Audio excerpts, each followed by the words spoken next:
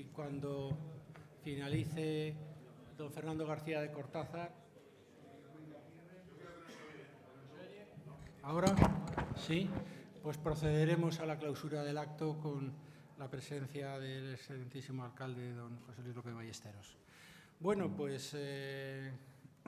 como tópicamente se suele decir, don Fernando García de Cortázar y Ruiz de Aguirre es de Bilbao. Del mismo Bilbao, dice el alcalde. Eso es un título también. No, por no. eso no puedo... Sí. Por eso ya no sabes puedo... que los de Bilbao nacemos donde se nos ponen. Exacto. Por eso no puedo reprimir la alusión. Pues no, bien, tuve el gusto de conocerlo hace muchos años en una coyuntura verdaderamente interesante, que era un programa, España en Guerra, que emitió por primera vez Televisión Española antes de que hubiera variedad de televisiones en el año 87, con motivo del 50 aniversario de la Guerra Civil, y en aquella batalla pues coincidimos García de Cortázar y otros historiadores en una aventura que fue pues, muy interesante, yo creo muy apasionante, que nos permitió conocernos a gente diversa y tratar de hacer un programa de divulgación que llegara a todos los españoles. Naturalmente, hacer un programa equilibrado y ajustándose a posiciones estrictamente historiográficas y constitucionalistas, pues nos puso en el punto de mira pues, de los extremismos de uno y otro lado, y recibimos, como suele ser habitual en estos casos, o por lo menos todavía era habitual, en fuego graneado proveniente de la izquierda y de la derecha. Bueno, luego, pues, en fin, García de Cortázar es catedrático de Historia Contemporánea de la Universidad de Deusto, director de la Fundación Vocento, director de la revista de Pensamiento y Noticiario de las Ideas, director de la Fundación 2 de Mayo, Nación y Libertad. Y ha sido condecorado con la Orden del Mérito Constitucional de España y la Orden de las Palmas Académicas de Francia. La característica fundamental por la que todos nosotros le conocemos es por el importante papel, después de haber sido un experto investigador en historia de la Iglesia, en el papel que desempeña con notable éxito como divulgador, digamos, de la historia de España, que permite traspasar las fronteras del academicismo y sobre la base, precisamente, yo por lo menos no he conocido ningún buen divulgador con capacidad de hacer buenas síntesis que antes no hubiera sido capaz de hacer buena investigación y buenas aportaciones, ¿no? como es el caso. Y bien, desde entonces ha escrito más de 44 libros y la mayor parte de ellos de un gran éxito editorial. El primero de ellos probablemente fue La breve historia de España, que fue verdaderamente un libro que hizo muchas ediciones y que permitió la aproximación de un público amplio a que se interesara por nuestro pasado. Desde entonces han sucedido cantidad de libros, no los voy a citar aquí todos: Historia de España, de Atapuerca al Estatut, Los mitos de la historia de España, Los perdedores de la historia de España,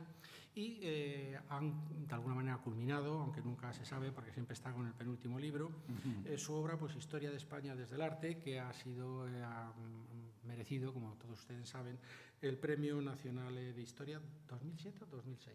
2007. 2007. 2008, perdón, 2008. El año pasado. 2008. En noviembre. Sí. Efectivamente. Bien, y por tanto, pues yo no les entretengo ya nada más y para no quitarle tiempo le dejo la palabra al señor García de Cortázar.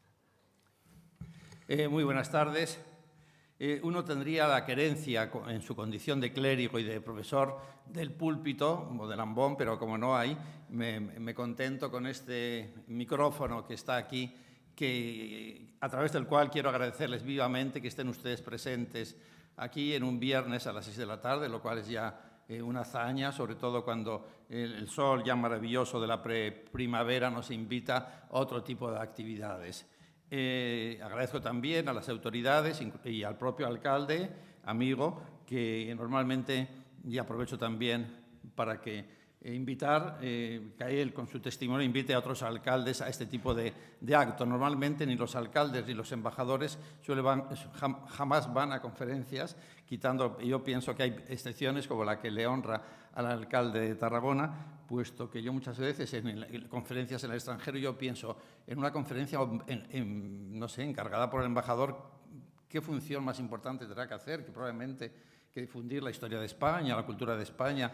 en el país que representa. Bueno, pues normalmente no existen. Por eso yo me alegro enormemente de contar aquí con la presencia del Ayuntamiento de Tarragona y también la presencia de la Iglesia, representada aquí por el canónigo archivero Manel, que es uno de los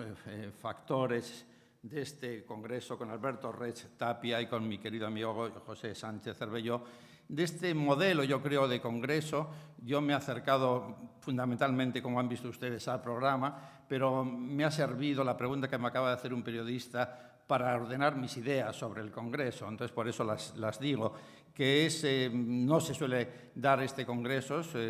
a la limón de la Iglesia con la universidad, y yo creo que, por lo que he visto, por las ponencias reflejadas, por lo menos en el programa, ha sido un modelo a imitar en los demás ámbitos universitarios españoles. Y además, realmente me he perdido ponencias porque si no me tenía que haber ocurrido lo que le ocurrió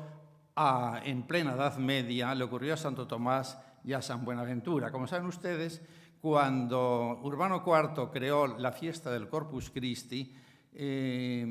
para celebrarlo, se le ocurrió que había que crear un gran himno a la Eucaristía, motivo de la fiesta litúrgica. Y entonces invitó a Santo Tomás y a San Buenaventura para que hicieran un himno en homenaje a la Eucaristía. Al cabo de un mes convocó a ambos a su palacio y Santo Tomás leyó ese magnífico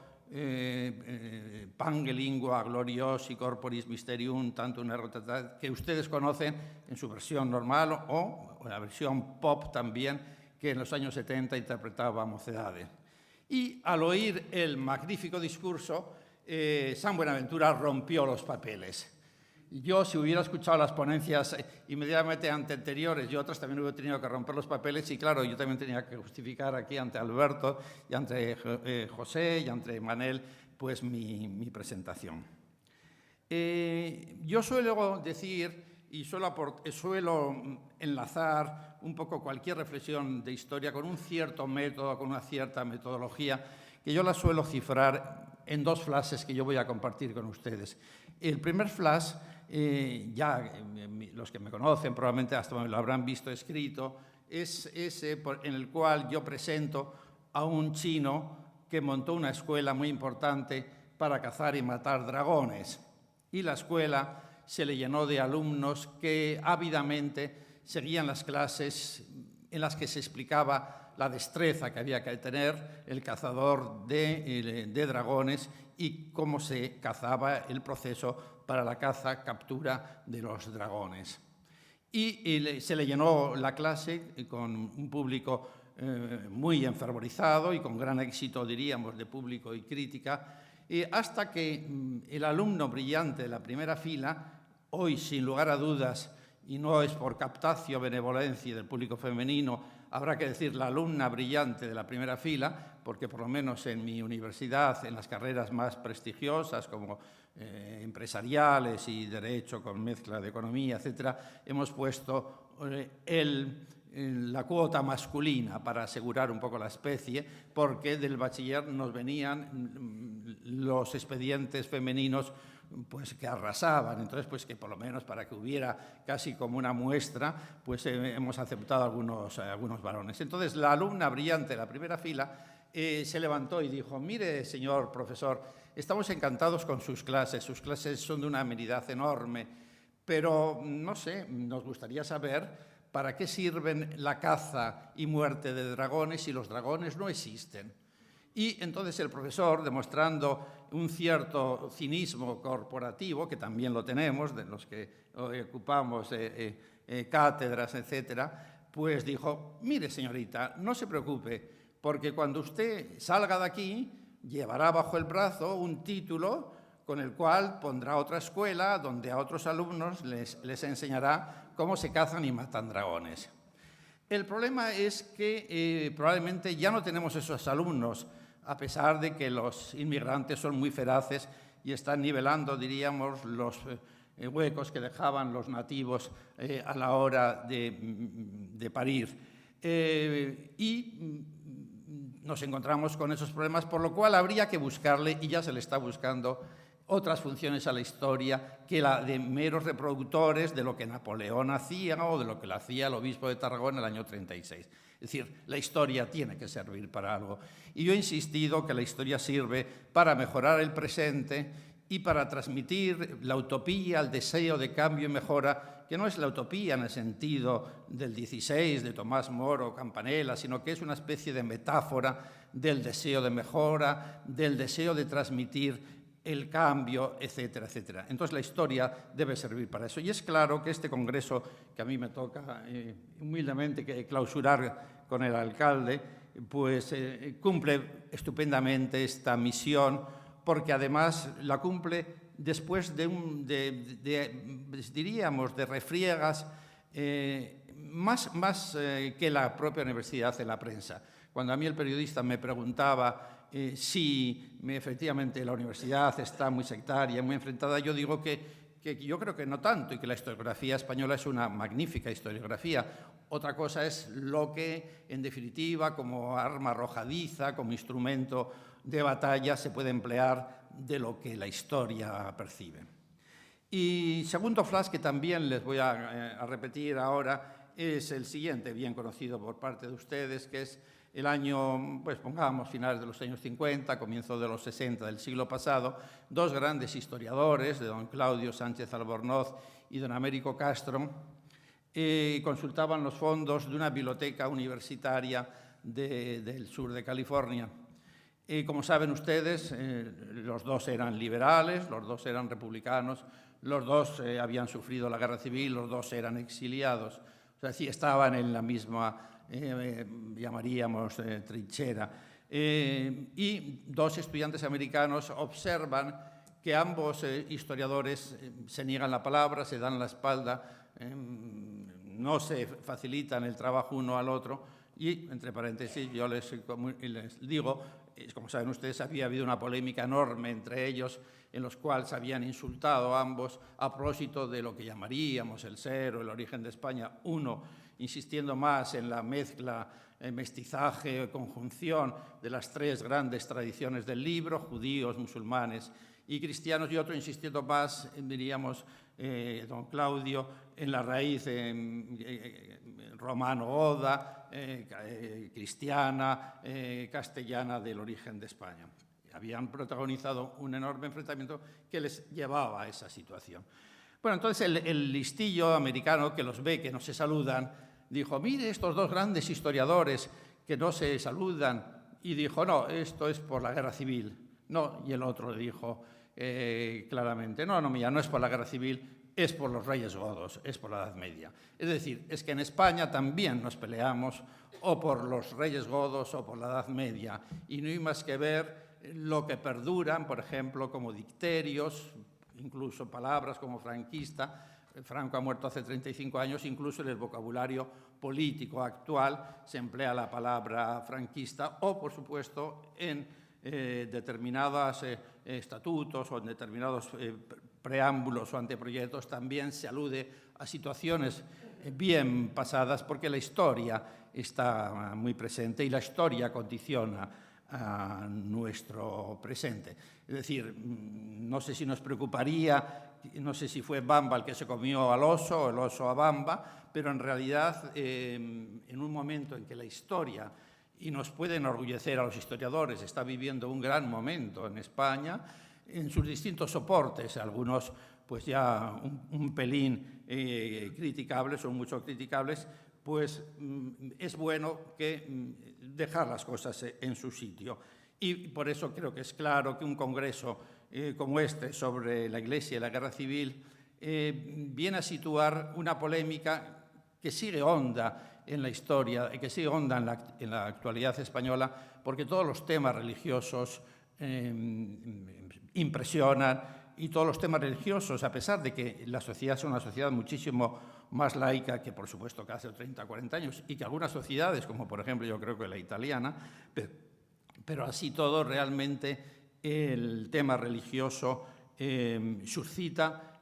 pasiones, suscita interés. E incluso lo saben los medios de comunicación que suelen administrar siempre con una manipulación clásica y demagógica, también eso es verdad, suelen administrar este tipo de conocimientos y ese tipo de pasiones de los españoles en torno al hecho religioso para hablar de una determinada institución religiosa, para hablar de los curas o para hablar de los papas, etcétera, etcétera. muchas veces incluso sorprendiendo por su enorme incultura hasta en términos religiosos, que se pueden aplicar incluso a instituciones que aparecen como instituciones de la Iglesia o en cuyo Consejo de Administración está la propia Iglesia, como es la COPE. A mí me contaba un periodista de la COPE que, hablando críticamente de esta persona, este redentorista irlandés, Alex Red, que ha intervenido en la negociación o prenegociación o lo que fuera en contactos con la banda terrorista ETA por encargo del gobierno vasco. Entonces, en una tertulia de la COPE, hablando de él, o sea, criticando, etcétera, etcétera, entonces se dijo textualmente, y además, fíjense ustedes, que no es un sacerdote católico, que es un redentorista, es decir, como si fuera una facción del protestantismo, del anglicanismo o de lo que fuera eso.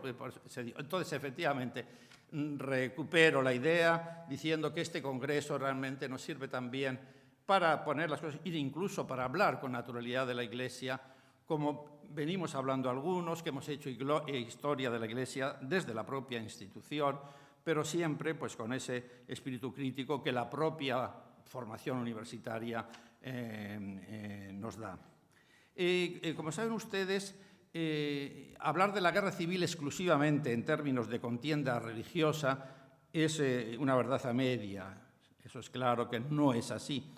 Pero silenciar las motivaciones confesionales de aquel trágico enfrentamiento es enmascarar la realidad. Es lucha de clases, es combate de ideología respecto de la idea de España y es también guerra religiosa. En todo eso se va a convertir la insurrección militar, como hemos visto del 18 de julio del 36. Y quierase o no, fue la Iglesia española protagonista importante y fueron sentimientos religiosos los que convirtieron en activos contendientes a un gran número de españoles. Una vez más, la historia de España volvió a ser la historia del antagonismo religioso, la del combate entre clericales y anticlericales. Bien sabemos que las operaciones iniciales que dieron paso a la guerra de los 3 años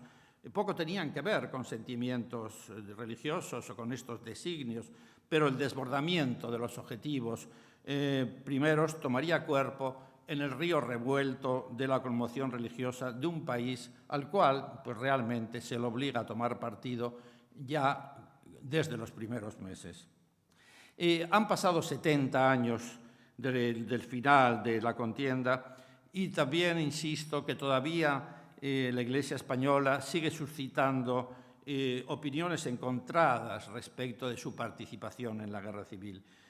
Condenas, exculpaciones, apologías caen sobre la Iglesia cuando se pregunta por la actuación en la guerra y por su influencia en el desarrollo de los hechos.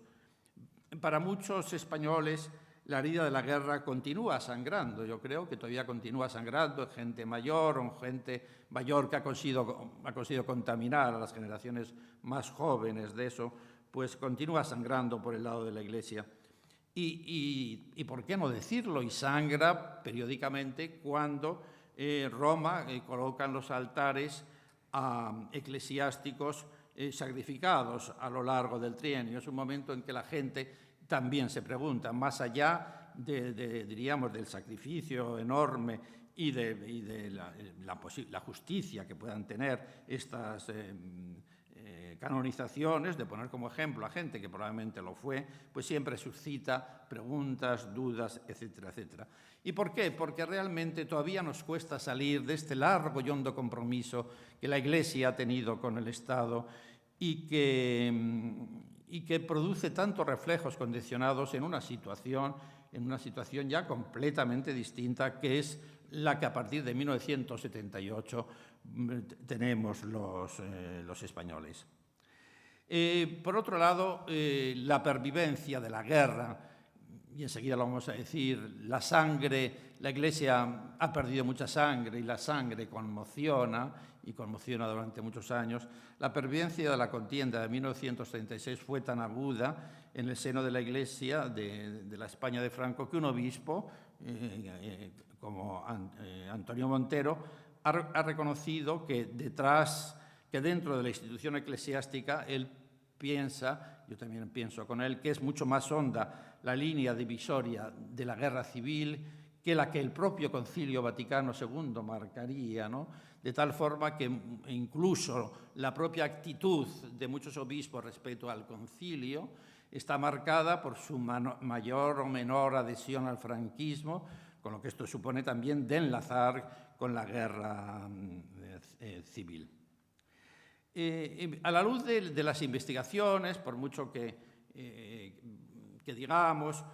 pues yo creo que podemos afirmar que la Iglesia, en cuanto a institución, no tuvo participación alguna en los preparativos de la conjura, puesto que era una sublevación militar, era una militarada más que probablemente pues, pensaba que no iba a necesitar más allá que unos días para hacerse con el poder, con los resortes del poder, y no tenían necesidad para ella de curas.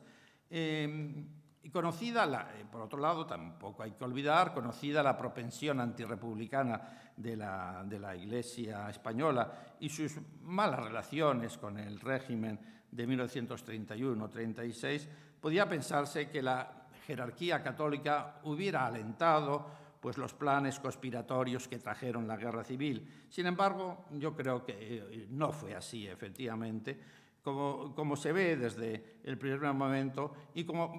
efectivamente van a dejar claro distintos eclesiásticos cuando afirmaron que la Iglesia ni colaboró, ni fue consultada, ni tuvo noticia alguna, más allá de las que podían tener muchos ciudadanos, pues esa especie de ruido de sables o de que los militares están conspirando. Por otro lado, tampoco los militares tenían por qué echar mano de la jerarquía ni de la legitimación religiosa, puesto que se suponía que iba a ser algo rápido, algo fulminante, que no necesitaba de mayores soportes que los propios facilitados por las armas. De todas formas, aunque los obispos no confesasen sus planes, dentro del mundo de los valores, de los sublevados,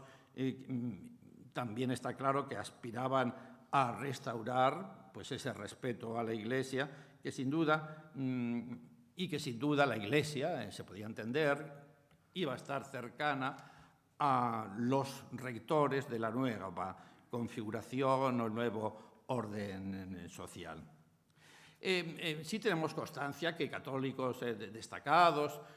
hombres políticos del arco católico, como dirigentes de la CEDA, como de la Asociación Católica de Propagandistas, de la Acción Católica, etc., estaban al corriente de la conspiración y, pues sí, se preparaban para secundarle. Mucho más visible que esto fueron las actividades de un puñado de curas navarros. El Requetey, como brazo armado del carlismo que se prepara para la guerra, siempre contó con el socorro y el aliento de algunos clérigos navarros. Abandonadas por los carlistas las vías legales de aceptación o de lucha contra la República, ciertamente el Requetey navarro comenzó a revestirse de carácter militar con el concurso de oficiales próximos y afectos al tradicionalismo. Hay multitud de declaraciones de juntas sacerdotales que nos hablan de un cierto reclutamiento, de una cierta organización y de que, bueno, algunos eclesiásticos participaron en los preparativos guerreros cuyas andanzas, pues algunas han sido relatadas por historiadores. Otros ejemplos de participación de algún sector del clero en la preparación del levantamiento pueden traerse aquí como el que hace protagonista, y les puede llamar a usted la atención, al obispo de Vitoria, Mateo Mújica, quien se enteró en una de sus visitas a Madrid, lo dice él con esa ingenuidad que él tenía, un poco simplona, se enteró en una de sus visitas a Madrid de que los religiosos del convento donde él estaba hospedado preparaban prendas de vestir para los soldados, se decía, de la guerra o del levantamiento que se avecinaba. Es claro entonces que en la primera hora de julio del 36 el catolicismo armado, que emprende la reconquista religiosa de una patria sojuzgada por el laicismo republicano, lleva el nombre de Requeté. Yo creo que eso es claro, y para tal empresa se venía preparando casi desde los mismos días del advenimiento de la República, cuando ésta contempló impasible cómo ardían conventos y cómo ardían iglesias en mayo de 1931. Educado en una mística patriótica o religiosa, el carlismo fue el único grupo conspirador que planteó cuestiones de carácter religioso en la trama de la conjura contra el gobierno republicano. De ahí que en Navarra, la gran reserva del carlismo español, la contienda fuera confesional, podemos decir, aún antes de ponerse en marcha. No en vano, en aquella tierra, pues quizás la propia República se había vivido ya pues, como una guerra santa, y también otras guerras, las guerras carlistas, que habían tenido su escenario fundamental y su geografía en el País Vasco y en Navarra. Por otro lado, uno de los hechos que más nos puede sorprender a posteriori de las proclamas de los militares sublevados es que omitieran toda motivación religiosa. Así, en el Manifiesto de Las Palmas de Franco, del 18 de julio, el general Franco apelaba a la unidad y grandeza de la patria y a la necesidad de restablecer el orden, pero invocaba sorprendentemente, fíjense ustedes, la trilogía liberal, aunque invirtiendo el orden: fraternidad, libertad e igualdad. Y no había ninguna alusión religiosa en su charla, en su manifiesto, como tampoco lo había en una emisión radiofónica el 20 de julio en la que Franco, mostrando su indefinición religiosa y la falta de especificación política de los sublevados, alentaba a los españoles textualmente para salvar familia, civilización y patria. No acudía o no decía religión, patria, etcétera, sino patria. Quizás la idea de patria pasa por la identificación de nación, religión, en la línea del nacional-catolicismo, Menéndez-Pelayista, o de las formulaciones ya desde finales del siglo XIX, que también afectaron, diríamos, al nacionalismo catalán. Cataluña sí es católica, cuando decía Torras y Valles. El 24 de julio, la locución de Franco empleaba términos como cruzada patriótica y cruzados de España, aunque solo en un sentido metafórico. Un día más tarde, Franco, el día ya 25 de julio, se hacía eco en su mensaje al ejército alzado de las iglesias quemadas, ¿sí?, y de los virtuosos sacerdotes sacrificados, pero sin poner acento religioso alguno, como un ejemplo más de la barbarie izquierdista que había que atajar. Y no podía ser de otra forma, dada pues, la tibieza religiosa que se le asignaba a Franco, algo corregida desde su matrimonio con doña Carmen Polo, y también el cambio que después iba a experimentar en la línea de afirmación del nacionalcatolicismo. Y menos sentimientos religiosos que en Franco podían esperarse en Mola, el director de la conspiración, por mucho que estuviera al frente de esa mística religioso-patriótica de los navarros, de los carlistas navarros, pues el director de la conspiración, Mola, tenía fama, aparte de republicano, tenía fama de agnóstico. Y el 19 de julio, tras establecer el estado de guerra en Pamplona, Mola publica su programa político que había dado a conocer a los conjurados un mes antes. El memorándum afirmaba: somos católicos, pero respetamos las creencias religiosas de quienes no lo son. Creemos que la Iglesia, fíjense ustedes qué texto, debe estar separada del Estado para beneficio de ambas instituciones. Y en la misma línea, diríamos, esto lo podría afirmar cualquier republicano, lo podría afirmar Alcalá Zamora, en la misma línea republicana de separación del trono y del altar, se movía la vaga declaración de la vaga declaración primera de la Junta de Defensa Nacional, en la que se decía que era que después elevaría a Franco a la jefatura del Estado. No era la defensa de la religión la que justificaba el golpe el golpe militar, sino la salvación de la patria acosada por separatistas y comunistas. O sea que esta es la primera manifestación de la Junta de Defensa Nacional. Y raro hubiera sido que esta manifestación hubiera estado trufada de sentimiento religioso, de sentimiento de adhesión a la Iglesia, cuando de los 10 miembros, 4 tan solo habían sido con anterioridad militantes activos del catolicismo, y su jefe, Miguel Cabanellas, pertenecía de antiguo a la masonería. No sé si nuestro amigo Ferrer Benimeli lo confirma, lo habrá confirmado, me dice que sí. Pues efectivamente no parece que Miguel Cabanellas estuviera dispuesto a hacer un gran loa de la misión civilizadora, evangelizadora de la Iglesia. Llamativamente también, sin embargo, el arzobispo de Burgos, también que se sepa, contento con la constitución de esta Junta, había ordenado el repique de campanas para festejar tal acontecimiento. O sea que también parece que la Iglesia esperaba mucho de esta Junta en su propio beneficio. De igual manera, y entonces ya voy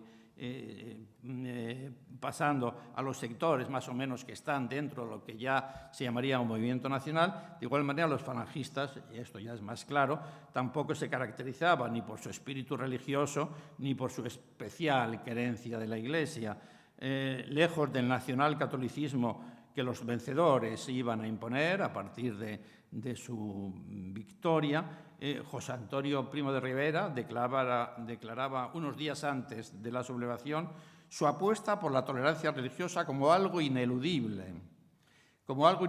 fruto de los tiempos. Desde la misma cárcel de Alicante, donde está preso, volvería a insistir en sus reflexiones sobre el respeto a las distintas creencias religiosas por medio de unas notas en las que reprobaba la intransigencia religiosa de los carlistas y también reprobaba la intransigencia religiosa de lo que él consideraba toda la extrema derecha católica. Pero de todas formas, por mucho que los cabecillas del 18 de julio se olvidaran de los curas y de la Iglesia, no debe sorprender que, transformado el alzamiento, la militarada en guerra civil, echaran mano de los valores legitimadores de la Iglesia. Una guerra en toda regla necesita unos apoyos sociales y necesita una mística que un mero golpe militar pues, hubiera considerado un lujo. Y alejados o no de la Iglesia, los militares sublevados compartían una tradición patriótica que identificaba el catolicismo con las expectativas culturales y con el propio ser de España. Si en tantas ocasiones el combate político se había convertido en lucha confesional, ¿por qué ahora no transformar la guerra civil en cruzada religiosa? Bastaba con recurrir a la historia para encontrar rotundos ejemplos de metamorfosis de la guerra en empresa santa y sublime. Sin embargo, y esto es muy importante, habría de ser, y sobre todo hablando desde Cataluña, donde los niveles de persecución religiosa fueron tan gravísimos y la sangre eclesiástica corrió en una proporción tan alta, sin embargo, habría de ser la persecución indiscriminada contra eclesiásticos y militantes católicos en la zona republicana la que pondría en bandeja a los sublevados la sanción religiosa de sus operaciones. Por eso, una vez que el levantamiento se convierte en guerra de posiciones y que a la zona sublevada llegan las primeras noticias de la persecución religiosa, los obispos organizan su estrategia en favor del movimiento del 18 de julio. No disimulan su adhesión ni escatiman sus bendiciones, pero sumisos y cautelosos esperan casi todos a que el Papa hable para lanzarse después a la carrera de la justificación doctrinal de la guerra. Asimismo, el sentimiento religioso de la guerra no tardó en manifestarse de forma espontánea en la región castellano-leonesa y en Navarra, donde la movilización de voluntarios con el lema unánime de por Dios y por la patria vino acompañada de multitud de actos litúrgicos y ceremonias populares en apoyo de la insurrección. El paso hacia la definición de la Guerra Santa ya está dado. A partir de entonces, el disuso ideológico eclesial sobre la contienda confundido y amalgamado con el de los militares, caminará hacia las más altas elaboraciones doctrinales. Conmocionada por la sangre, no me canso de insistir en ello, que inopinadamente y a raudales se vio obligada a derramar, la Iglesia española se lanzó a la carrera de la justificación ideológica de todo cuanto hicieran los sublevados. Poco importa saber quién fuera el primero, a mí por lo menos no me importa, poco importa saber quién fuera el primero en definir y propagar la idea de cruzada con su doble referencia marcial y religiosa. Lo que sí interesa, y nos interesa a todos, es descubrir cómo, pasados los primeros días, amplios sectores del país, amplios sectores de la sociedad española, empezaron a ver en aquella guerra alguna relación con sus creencias religiosas. El 13 de agosto, el arzobispo de Toledo, el cardenal Gomá, igual estoy repitiendo cosas que ha dicho nuestro amigo Pepe Andrés Gallego, el cardenal Gomá, alejado casualmente de su diócesis en el momento de la sublevación e instalado en Pamplona, donde residirá hasta 1938, enviaba a la Santa Sede el primer informe acerca del levantamiento cívico-militar de España. En estas, sus primeras impresiones, no duda en afirmar que en la actualidad luchan, ya son términos que se van a ir consagrando durante toda la guerra, luchan la España y la anti-España, la religión y el ateísmo, la civilización cristiana y la barbarie. Aunque también reconoce Gomá que es muy diversa la ideología de los dirigentes del movimiento y corre desde la de algunos militares de alta graduación que no se hallarían mal con una república laicizante, pero de orden, textual, hasta la de algunos otros que combaten con la imagen del corazón de Jesús y que quisieran una monarquía con unidad católica como en los mejores tiempos de los Austrias. Desde este periodo también, finales de julio, Mola también introduce en sus discursos alusiones a la verdadera España, la católica España, pero es a partir de su arenga en Radio Castilla de Burgos el 15 de agosto cuando el tema religioso empapa toda su reflexión sobre la guerra. Dicho día evocó la cruz sacada de los escombros de la España que fue, pues es la cruz símbolo de nuestra religión y de nuestra fe. Un mes más tarde, con motivo de la toma de San Sebastián, el discurso de Mola también ya emplea sin rodeos la palabra cruzada y presenta a España como la redentora de Europa. En Franco también se experimenta con simultaneidad análoga mutación, aunque esta se hizo más profundamente visible en la adopción también de pautas exteriores de religiosidad. Así todo, en su primera locución radiada como jefe de Estado del 1 de octubre, destacaría el carácter aconfesional del nuevo Estado y dibujaría el régimen de separación de poderes respecto de la Iglesia. Por eso, insisto que el elemento determinante que arrastró la opinión de una gran parte de los creyentes de España y del extranjero a favor de los insurrectos fue la persecución que se desató en contra de las personas religiosas en la zona republicana, exceptuado el País Vasco.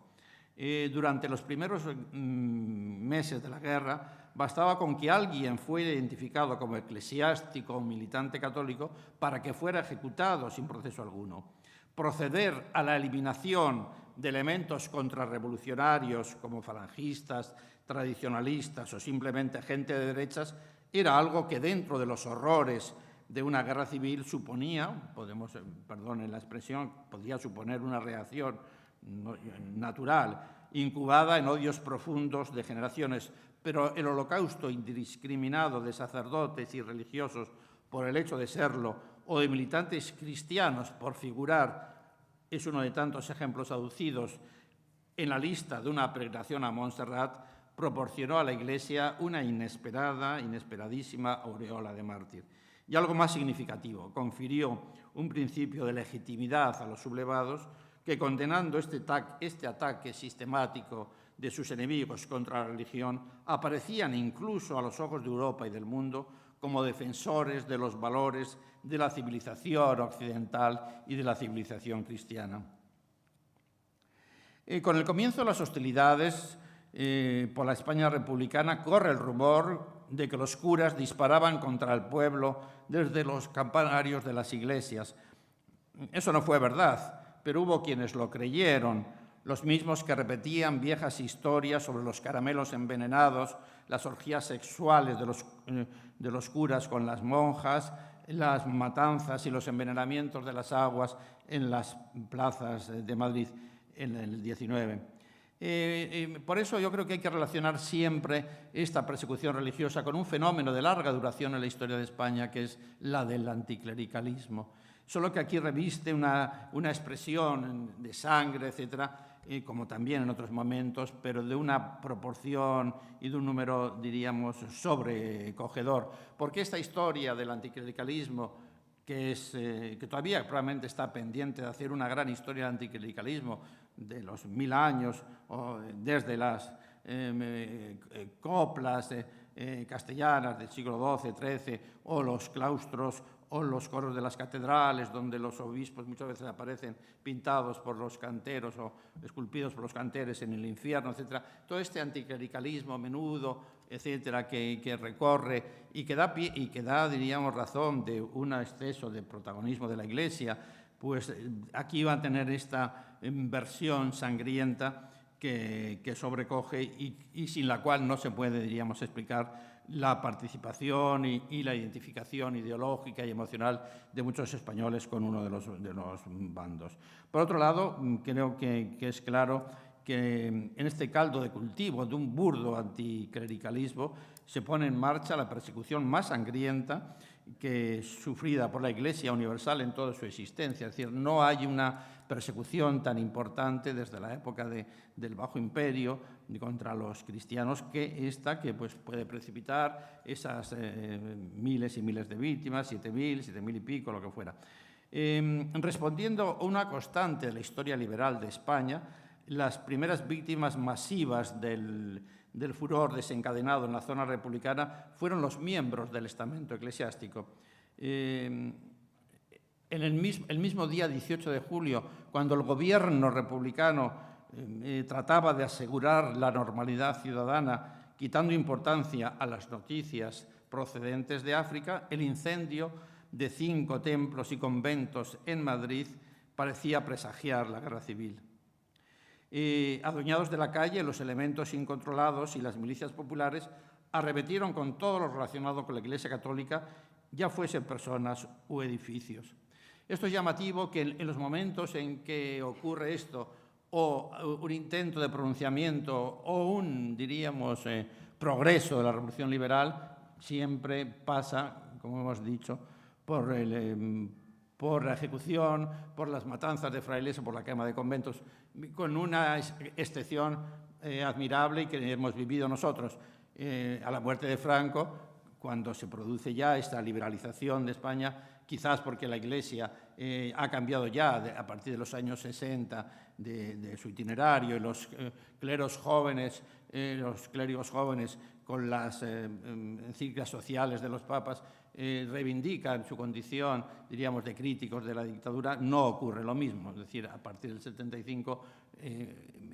progreso del liberalismo, implantación del liberalismo después de una dictadura, no viene acompañado, como ocurría en el siglo anterior, por la quema de conventos.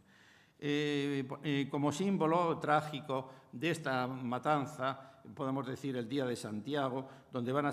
son asesinados un centenar de sacerdotes y religiosos. El mes de agosto se saldó con un macabro saldo de más de 70 víctimas. Y hay casos dramáticos como en Barbastro o los clérigos, en número de 74 en las tapias del cementerio de Lérida, que baten todas las marcas por lo numeroso de la matanza. El episcopado español palideció en sus carnes palideció y va a padecer en sus carnes el azote de la persecución. Una vez se estabilizan las dos zonas en contienda, fueron 28 las diócesis que quedaron en la España republicana. 13 de ellas perderían su prelado a lo largo de la guerra. Y la lista podría haberse engrosado si destacados miembros de la Generalitat y del Partido Nacionalista Vasco pues no hubieran intervenido para salvar a algunos. Así, en buena medida, se salvó el cardenal de Tarragona, Francisco Vidal y Barraquer, y se pudieron salvar los obispos de Tortosa, Vic y Gerona y el arzobispo de Valladolid que se encontraban en San Sebastián en el estallido de la contienda. El propio consejero de Cultura de la Generalitat, Ventura Gasol, acabó teniendo que ponerse a buen recaudo, pues la CNT y la FAI, conocedoras del elevado número de clérigos y monjas que ayudaba a escapar, habían decidido liquidarle. No obstante ser Cataluña el epicentro de la agitación revolucionaria, Barcelona y su puerto también fueron la tabla de salvación para unos miles de eclesiásticos que, procedentes de toda la España republicana, trataban de abandonar el país. Muchos, en efecto, lo lograron salir, y si no lo hicieron más, fue también, y lo ha estudiado, no sé si está por aquí, Hilari Rager, porque Franco no aceptó la reciprocidad en el convenio que el delegado de la Cruz Roja Internacional y Compais habían suscrito. Por lo cual, todas las mujeres y los hombres fuera de la edad militar que así sintieran el peligro podían acudir a la Cruz Roja, y esta, bajo el amparo de la Generalitat, les harían salir al extranjero. Bien, pasado todo esto, ya las matanzas empiezan a ser menores, y son los momentos concretos, como final de la guerra, éxodos precipitados, paracuellos del Jarama se vuelven a reproducir, etcétera, etcétera. Pero entonces ya la Iglesia ya ha acuñado su teología, que después va a quedar expresada en la pastoral colectiva que tiene lugar después de la caída de Bilbao. La caída de Bilbao es muy importante para el ejército franquista, por lo que significa de una zona industrial importante, y también por lo que significa de una zona, diríamos, de acendrado catolicismo y publicidad católica. Y es el momento en que efectivamente va a articular esta pastoral colectiva, que aparece como la gran definidora de la postura de la Iglesia ante la guerra civil. Yo no voy a insistir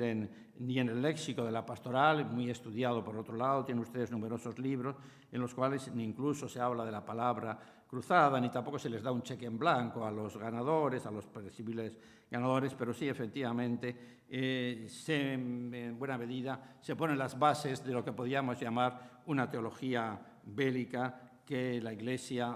va a mantener a lo largo de la época final del franquismo. Por otro lado, ya situadas bien las posturas, el Vaticano ya va a aceptar al régimen de Franco, la República también hace sus intentos para llegar a un acuerdo con él. Hay que destacar la figura de Irujo en esta labor, pero ciertamente las cartas están echadas y la postura de la Iglesia, más allá de la imagen que en el extranjero se está recibiendo por la ejecución de algunos curas vascos en la toma de Guipúzcoa por Mola, bueno, pues la Iglesia trata de presentar un frente común que solo se rompe con esta excepcionalidad, como digo, de algunos demócratas cristianos en Cataluña y en el caso de los nacionalistas vascos y de los curas asesinados por las tropas de Molas en su toma de Guipúzcoa. Yo debo ir cerrando con mi ponencia y sobre todo con algunas conclusiones definitivas sobre ella respecto del nacionalcatolicismo, que va a envolver durante un periodo largo como el franquismo a las relaciones de la Iglesia y del Estado. Como saben ustedes, en el terreno de los historiadores todo es también discutible y es bueno que sea, y frente a los que opinan que el nacionalcatolicismo es una especie de invento diríamos, de los franquistas o de la guerra civil, pues hay otros, por ejemplo, el magnífico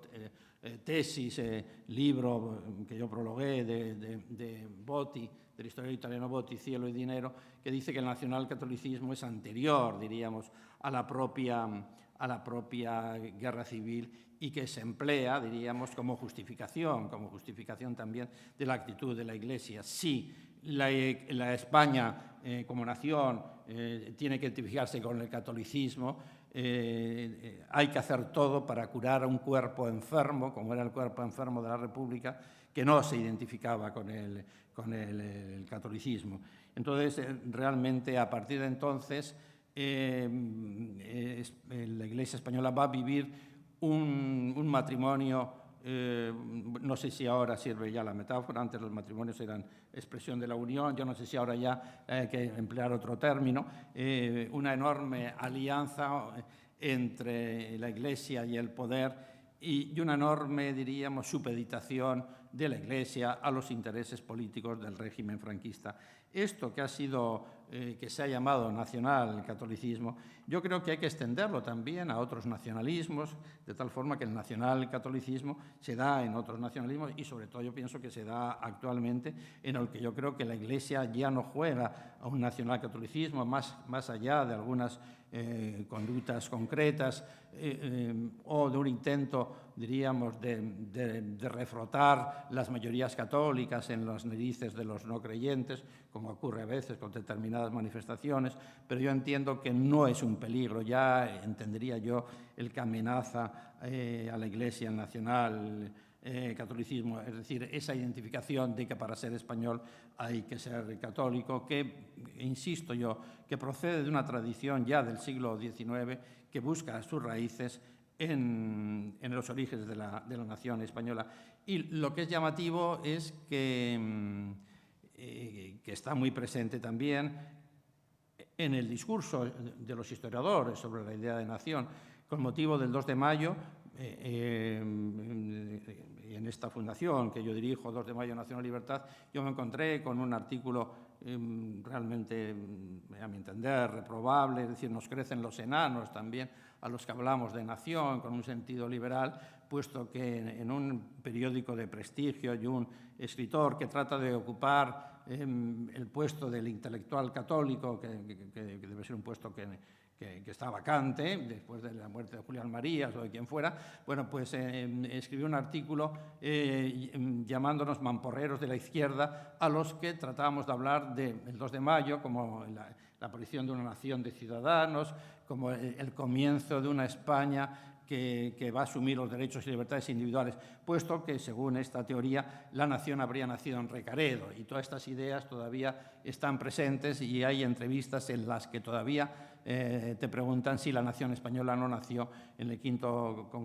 concilio de Toledo con la conversión al catolicismo de Recaredo. Bien, cuando hablamos de nación, hablamos de una nación que es la del siglo XIX, que esa nación que se gesta como comunidad nacional y como defensa de la ciudadanía y que tiene una expresión en el Vive la Nation de Valmy en 1793 y no hay que ponerla mucho antes, aunque podamos hablar del Estado, de los Reyes Católicos o lo que queramos, pero no así. Pues entonces, efectivamente, pero yo creo que a partir del siglo XIX estas ideas de identificación de la nación, de la patria española con la idea de la religión están muy presentes, solo que se van a llevar al paroxismo en la definición de un régimen confesional que es el heredero de esta guerra civil en la que la Iglesia ha sufrido tanto y la Iglesia quiere recuperarse también en el banquete y en el reparto de premios. El reparto de premios que en un comienzo está la Falange también para recibir el premio, pero la Falange va a ser enseguida arrinconada a medida que las potencias del eje empiecen a perder. Y entonces esa pelea inicial de la Iglesia con la Falange muy poco religiosa la va a ganar la Iglesia y va a ganar la Iglesia también la configuración de una España que encaja también con la mentalidad de los francos de afirmación de un régimen conservador, católico, tradicional, que, como digo, relacionaría la idea de nación siempre con la idea de religión. Por eso digo, muchos de los clérigos, y termino aquí, que se van a convertir en propagandistas del nuevo Estado, y algunos van a formar parte de los cuadros de la Falange, que, como digo, enseguida también se enfrenta con la Iglesia por ese liderazgo que quieren estas instituciones del franquismo. Y todo está preparado, a partir del 39, para convertir aquella Iglesia hostigada por la República y desangrada por la persecución durante la guerra, en esta Iglesia rabiosamente política que va a hacer el caldo gordo a aquellos que habían acabado con el que ella consideraba el gran peligro republicano. Muchas gracias.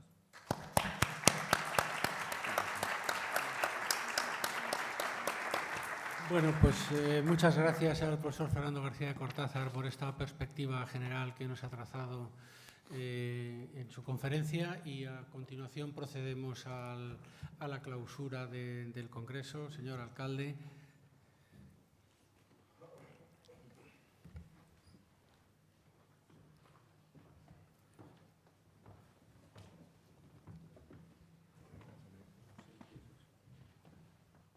Oigan, vosotros, aquí los...